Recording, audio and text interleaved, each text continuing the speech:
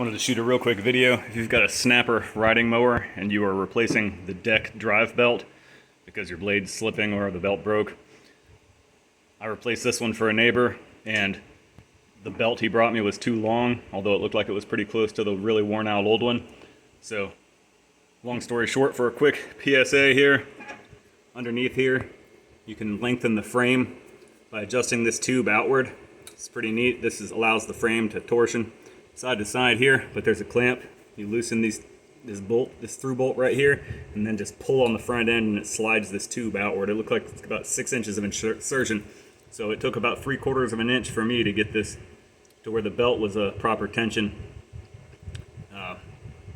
So after I did that, I took it out and mowed with it, and it was slipping in gear. And having not worked on a snapper before, it took a few minutes to figure out that by lengthening this, I had thrown off the clutch adjustment. So I was looking and did not see any good way to adjust it, and then I noticed on the back side of the pedal, this cable has little spacers on it, and they're about 1/8 of an inch apiece, and it had all 5 of these spacers on the other side of the pedal. So you just pry off this rubber cover, and then you can see it's got a hole up top. You slide as many of those spacers as you need to through there, and what I did was adjusted it until I was able to engage the clutch parking brake right here. Before it wouldn't engage, and once it was able to engage, that gave it a little bit of slack when you release the cable, and it's no longer causing the clutch to slip.